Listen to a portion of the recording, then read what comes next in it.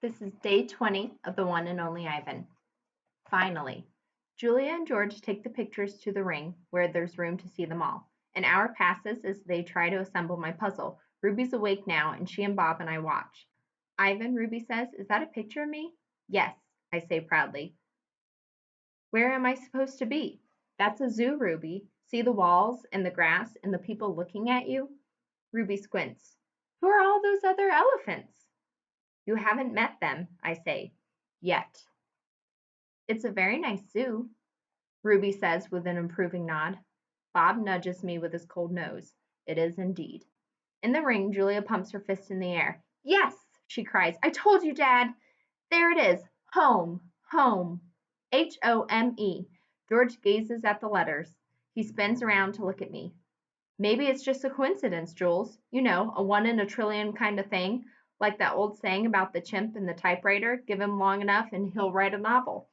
I make a grumbling noise, as if a chimp could write a letter, let alone a book. Then, how do you explain the rest of it? Julia demands. The picture of Ruby in the zoo? How do you know it's a zoo? George asks. See this circle on the gate? There's a red giraffe on it. George squints and tilts his head. Are you sure that's a giraffe? I was thinking more along the lines of a deformed cat. It's the logo for the zoo, Dad. It's on all their signs. Explain that. George gives her a helpless smile. I can't. I can't begin to. I'm just saying there has to be a logical explanation. Look how big this is. Julia puts the last piece of Ruby's right ear into place. It's huge.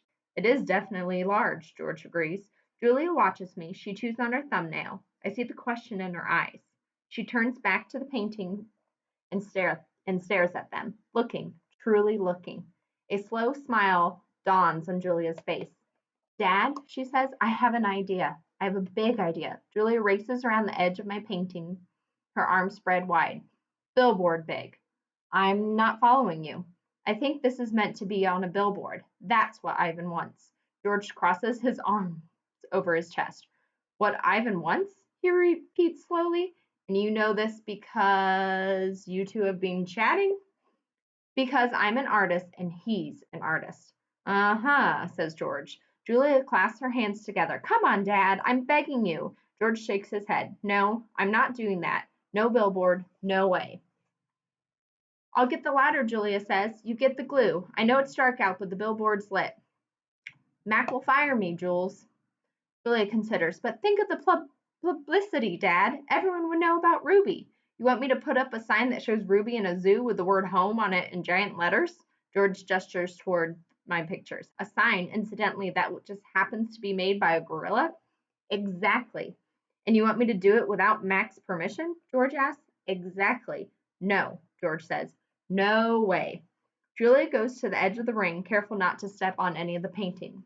She picks up Mac's claw stick. She walks back and hands it to her father. George runs a finger along the blade. She's just a baby, Dad. Don't you want to help her? But how would it help, Jules? Even lots of people see Ivan's sign. It doesn't mean anything's going to change. I'm not exactly sure yet. Julia shakes her head. Maybe people see the sign and they'll know this isn't where Ruby belongs. Maybe they'll want to help too. George sighs. He looks at Ruby. She waves her trunk. It's a matter of principle, Dad. Principal. E. George corrects. Dad, Julia says softly, what if Ruby ends up like Stella? George looks at me, at Ruby, at Julia. He drops the claw stick. The ladder, he says quietly, is in the storage locker. The next morning, I watch Mac's car slam to a halt in the parking lot. He leaps out. He stares at the billboard. His jaw is open. He doesn't move for a long time. Mad human. A mad gorilla is loud, but a mad human can be loud too, especially when he is throwing chairs and turning over tables and breaking the cotton candy machine. Phone call. Mac is kicking a trash can across the food court when the phone rings. He answers it, red-faced and sweating. What the? He demands. He glares at me. I don't know what he starts to say, but then he stops to listen. Who? Julia who? He asks. Oh, sure, George's kid. She's the one who called you? More talking. With the phone to his ear, Mac comes closer to my cage, eyeing me suspiciously. Yeah, he says. He paints, sure. We've been selling his art for quite a while now. There's another long pause. Yeah, absolutely. It was my idea. Mac nods. A smile starts at the corners of his mouth. Photos? No problem. You want to see him in action? Come on down. Have a look. We're open 365 days a year. Can't miss us. We're right off I-95. Mac picks up the overturned trash can. Yeah, I think he'll be adding more pictures. It's what do you call it? A work in progress. When the call is done, Mac shakes his head. Impossible, he says. An hour later, a man with a camera comes to take my picture. It is from the local paper, the one Julia called. How about you take one of me with the elephant? Max suggests. He drapes his arm around Ruby's back, grinning at the camera as the camera clicks. Perfect, the man says. Perfect, Mac agrees. There's an illustration.